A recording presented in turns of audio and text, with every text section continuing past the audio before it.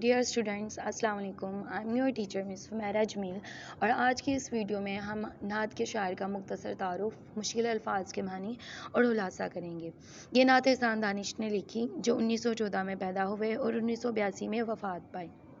احسان دانش قادر الکلام شاعر تھے، یعنی کہ انہیں اپنی شاعری پہ قدرت حاصل تھی.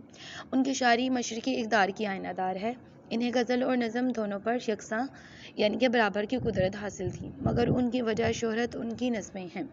ان کی نظموں میں جہاں عام آدمی کے دکھوں کا اظہار ملتا ہے، وہاں قدرتی مناظر کی بھی عمدہ تصویر کشی کی گئی ہے. انہیں مزدور شاعر بھی کہا جاتا ہے. ان کی تصانیف میں حدیث زندگی، طرز زندگی، نوائے کرد، آتش خاموش، گورستان، زخم و مرہم اور شیرازہ شامل ہیں. اس کے ساتھ ساتھ ان کی سوانح عمری جہان دانش ہر عام و خواص میں بہت زیادہ مقبول ہوئی. ڈیئر اسٹوڈینٹس، آئیے اس نعت کے مشکل الفاظ کے معنی کرتے ہیں. امدادگار، مدد کرنے والا، غم گسار، ہمدردی کرنے والا. دو عالم، دو جہاں یعنی دنیا اور آخرت. امین، امانت دار.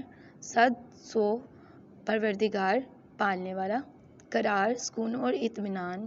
عرفان، پہچان. ذی وقار، شان و عزت والا. پیغمبر، پیغام سنانے والا. یتیم، جس کا باپ نہ ہو. چراغ محبت، محبت کی شمع. راہ گزار، راستے سے گزرنے والا. مبارک، برکت والا. اعتبار، بھروسہ. اصول محبت، محبت کرنے کا طریقہ یا محبت کرنے کا اصول جو ہمیں نبی کریم صلی اللہ علیہ وآلہ وسلم نے بتائے ہیں. جی تو اسٹوڈینٹس، آپ ان مشکل الفاظ کو پڑھیں اور ان کے معنی بھی یاد کریں. اب ہم اس نعت کا خلاصہ کرتے ہیں. اس نعت میں شاعر نبی کریم صلی اللہ علیہ وآلہ وسلم کی ذات و صفات کو بیان کرتا ہے کہ آپ صلی اللہ علیہ وآلہ وسلم کو اللہ تعالیٰ نے دونوں جہانوں کے لیے رحمت بنا کر بھیجا.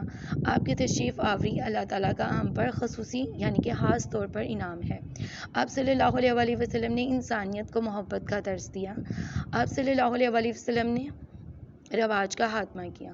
آپ صلی اللہ علیہ وآلہ وسلم کی تعلیمات رہتی دنیا تک ہماری رہنمائی کرتی رہیں گی. آپ صلی اللہ علیہ وآلہ وسلم کا اخلاق بے مثال ہے اور اس میں کوئی شک نہیں.